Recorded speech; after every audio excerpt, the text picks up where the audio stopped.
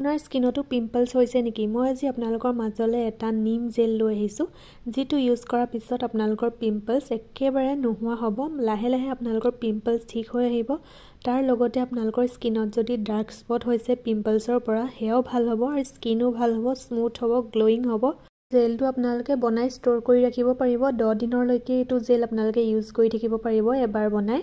আৰু এই জেলটো লগোৱাৰ পিছত আপোনালোকৰ পিম্পলছৰ লগতে ডাৰ্ক স্পটসমূহো লাহে লাহে ঠিক হৈ আহিব। যেতিয়াই পিম্পলছ হয় মই তেতিয়াই এই জেলটো বনাই লগাওঁ আৰু এই জেলটোত যিখিনি বস্তু ব্যৱহাৰ কৰিম গোটেইখিনি পিম্পলছ আৰু ডাৰ্ক স্পটৰ কাৰণে। প্ৰথমতে লাগিব আমাক এল'ভেৰা জেল। এল'ভেৰা জেলে আমাৰ স্কিন বহুত বেছি মইশ্চাৰাইজ কৰে, স্কিন ছফ্ট বনায় আৰু পিগমেণ্টেশ্যনো ঠিক কৰে, লগতে একনি পিম্পলছো ঠিক কৰে, ডাৰ্ক স্পটো ঠিক কৰে, ছানবাৰ্ণ যদি আপোনাৰ স্কিনত হৈছে সেয়াও ঠিক কৰে আৰু ড্ৰাইনেছো দূৰ কৰে। মই এল'ভেৰা জেল 2 চামুচ লৈছোঁ। আপোনালোকে সৰহকৈ বনালেও বনাব পাৰে। এয়া মই 2 চামুচ লৈছোঁ। এই নিম জেলটো আপোনালোকে মাত্ৰ এসপ্তাহ ইউজ কৰাৰ পিছতে ইয়াৰ ৰিজাল্ট দেখা পাব। এতিয়া আমি ল'ম গ্লিচাৰিন। গ্লিচাৰিন আমাৰ স্কিনৰ কাৰণে বহুত বেছি ভাল হয়। আমাৰ স্কিন মইশ্চাৰাইজ কৰে গ্লিচাৰিনে, বয়সৰ ছাপ পৰিব নিদিয়ে। যদিও আপোনাৰ স্কিনত বয়সৰ ছাপ দেখা দিছে সেয়াও ভাল হ'ব। লগতে স্কিন বহুত বেছি ব্ৰাইট কৰে, হাইড্ৰেট কৰে। আমাৰ স্কিন বহুত বেছি ড্ৰাই কৰে, সেইটো কাৰণে আমি ইয়াত গ্লিচাৰিন ইউজ কৰিছোঁ যাতে আমাৰ স্কিনখন ড্ৰাই নহয়। আৰু এতিয়া এয়া লৈছোঁ আমি ভিটামিন ই অইল, আৰু ভিটামিন ই অইল আমাৰ স্কিনৰ কাৰণে বহুত বেছি ভাল হয়।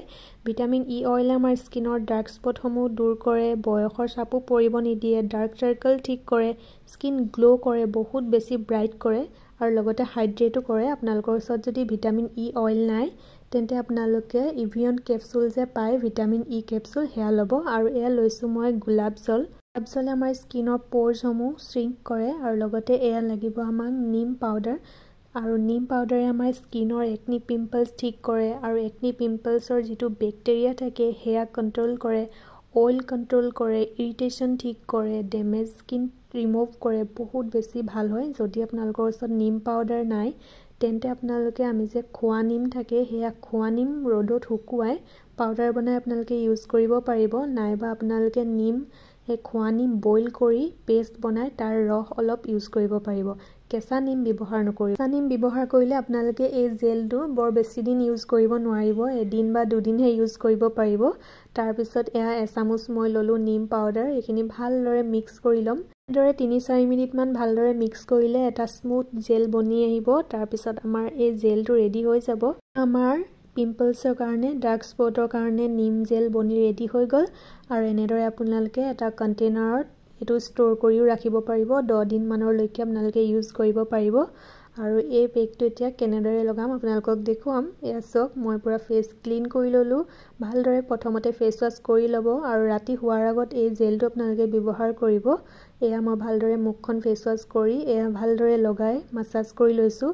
ভালদৰে আপোনালোকেও মাছাজ কৰিব। মাছাজ কৰিলে আমাৰ স্কিনত ব্লাড চাৰ্কুলেশ্যন হয়, তেতিয়া আমাৰ স্কিনখন বহুত বেছি গ্ল' কৰে। গ্ল' কৰাৰ লগতে আপোনাৰ স্কিনত বয়সৰ ছাপো নপৰে। যদিও বয়সৰ ছাপ পৰিছে সেয়াও লাহে লাহে নোহোৱা হ'ব।